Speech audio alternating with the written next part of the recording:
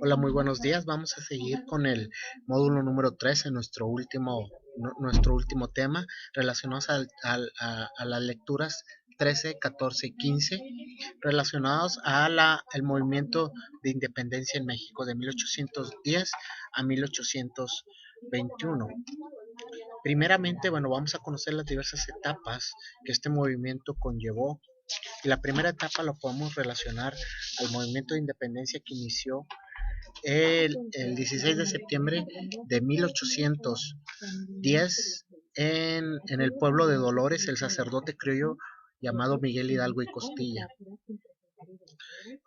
Las circunstancias de este movimiento daban pie a que Hidalgo se identificara, tenía una identidad muy grande durante años con los grupos sociales de la estructura piramidal social de la Nueva España, con los grupos como las castas, los pueblos indígenas, algunos criollos y mestizos que simpatizaban con la idea de independencia.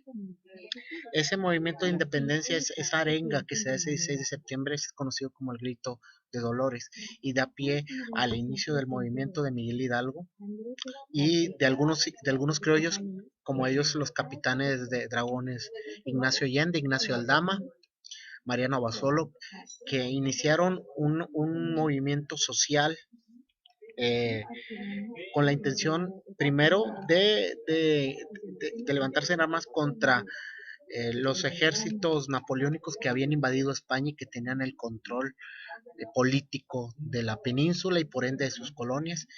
Ellos no querían saber nada de los franceses porque consideraban que los franceses eran apóstatas de la fe y que eran personas ateas que iban a atentar contra la religión católica, siendo Hidalgo un sacerdote. Entonces, por eso en la arenga la original se refiere que Hidalgo no grita viva México, sino que grita viva Fernando VII, viva la libertad de España. Entonces, este movimiento, este primer movimiento da pie a un movimiento popular. Aquí vemos en la imagen, en este pequeña toma de uno eh, de las pinturas que se hace sobre la independencia, se ve Hidalgo alrededor con diversos grupos sociales, indígenas, mestizos, criollos como Allende, algunas castas sociales, algunos militares que apoyaron este primer ejército insurgente. Eran grupos grandes, un ejército grande. Al primero se dice que Hidalgo llegó a juntar alrededor de 100,000 personas, no armados, lógicamente, sino algunos con palos, con piedras, con sus palas, con sus picos que utilizaban en las labores del campo, eran rancheros, eran gente que trabajaba en el campo. Pero ese fue realmente el primer ejército insurgente que algunos buscaban la independencia y algunos buscaban su bien personal. ¿Qué objeto perseguía este movimiento? Bueno, al principio, como ya lo explicamos, buscaba quitar y tener autonomía del control de Napoleón Bonaparte, que controlaba España, pero después se fue radicalizando y buscó realmente la independencia de esta colonia de la Nueva España. Todavía no se llamaba México. Desgraciadamente, los fracasos, los errores cometidos por Hidalgo y por los militares criollos lo llevaron a las derrotas en Aculco y después en Puente Calderón, cerca de Guadalajara, que motivaron el éxodo de estos militares hacia el norte, donde finalmente son capturados en las norias de Baján, cerca de Monclova, el 21 de marzo de 1811.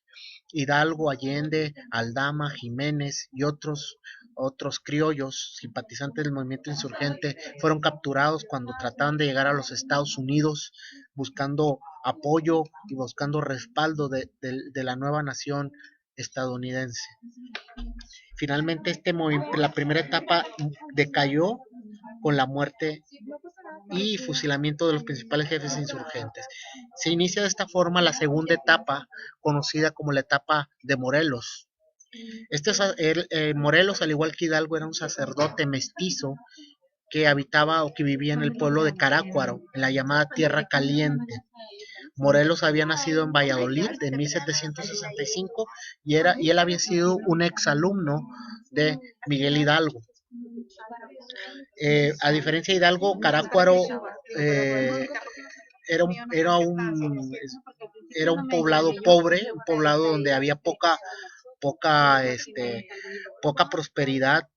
Sin embargo, Morelos había logrado tener contacto con los grupos sociales. Se dice que Morelos es el heredero del proyecto de Hidalgo, es el heredero de la ideología independentista, pero a diferencia de Hidalgo, Morelos tuvo la precaución de organizar pequeños grupos, pequeños ejércitos bien disciplinados, bien armados y que se movía por todo el sur del país. Él había sido arriero en su etapa de niñez y juventud y por ello conocía perfectamente cada camino, cada brecha, cada montaña del sur del país.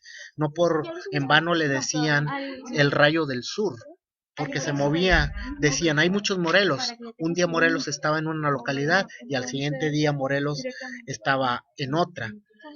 Y por ello Morelos logró tener un éxito militar tremendo que llegó a su cúspide en el llamado sitio de Cuautla, donde resistió por 72 días el movimiento, la asolación, los embates del ejército realista de Félix María Calleja, que había derrotado y que era el verdugo de los insurgentes. Eh, Morelos logró evadir y logró salir de Cuautla con vida y logró evadir el sitio y esa es una de sus máximas glorias militares. Después de ahí fue y tomó Oaxaca, tomó Acapulco y controló realmente todo el sur del país, desde Michoacán hasta Oaxaca, Puebla y lo que hoy es el estado de Guerrero, logró controlarlo para la insurgencia. Se llegó a decir que el mismo Napoleón Bonaparte dijo que con dos Morelos conquistaba el mundo por su pericia militar y por su genio a la hora de tomar acciones en el acto de guerra. El mayor legado que Morelos dejó al país fue su ideología política, que la plasmó perfectamente en dos documentos. El primero de ellos, conocido como Los Sentimientos de la Nación, que, que, que dio pie y que dio inicio al famoso Congreso de Chilpancingo en 1813. Estos sentimientos de la nación plasmaban la idea republicana, soberana, autónoma que Morelos tenía sobre lo que debía ser México, la nueva nación, y plasmaba que debía haber un orden republicano, creaba y visualizaba muy modernamente para su época un gobierno con un ejecutivo, un legislativo, un judicial. Desechaba la idea de un imperio o de una monarquía. Por ello, Morelos fue innovador en esas ideas políticas. Desgraciadamente, Morelos cayó en poder de los realistas y fue fusilado, pasado por las armas, el 22 de diciembre de 1815 en el poblado de San Cristóbal Ecatepec, en las afueras de la capital de la República. Al morir Morelos, termina esta famosa segunda etapa del movimiento armado, donde se inició un proceso de anarquía, de persecución y muerte, donde los principales militares o generales que quedaban del movimiento insurgente fueron capturados, fueron obligados a huir, a esconderse en la selva, en las montañas, como Vicente Guerrero y Guadalupe Victoria, que anduvieron escondidos y casi encerrados en las montañas de Guerrero y de Veracruz respectivamente.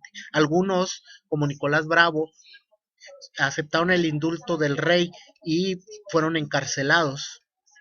Y realmente en esta etapa de 1815 a 1820 se dio una decaída del movimiento insurgente, del movimiento popular que Hidalgo y Morelos habían eh, iniciado en esta etapa. Finalmente se inicia la última etapa de la independencia, la conocida como el nacimiento del país, que se da entre 1820 y 1821.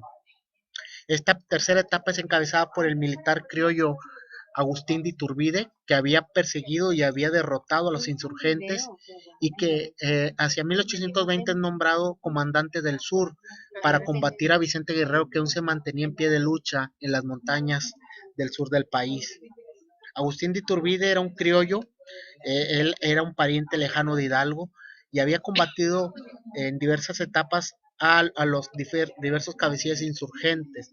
Se distinguía por ser un personaje sanguinario, muy violento y que causaba terror entre las huestes insurgentes. Sin embargo, Iturbide, al igual que muchos creo, estaban a favor de que la guerra terminara contra España y se unieron en lo que se conoce como un golpe de Estado contra la monarquía española. Hacia 1820 decide tomar el ejército realista y, y reorganizar.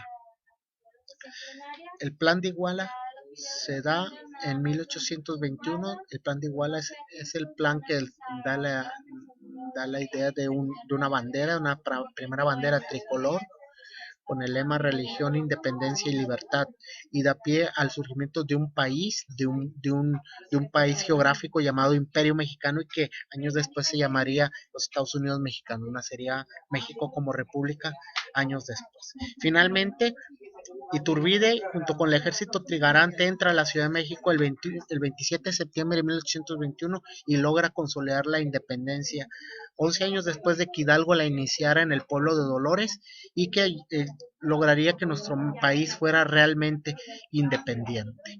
Sin embargo, naceríamos como imperio, pero años después nos convertiríamos en república.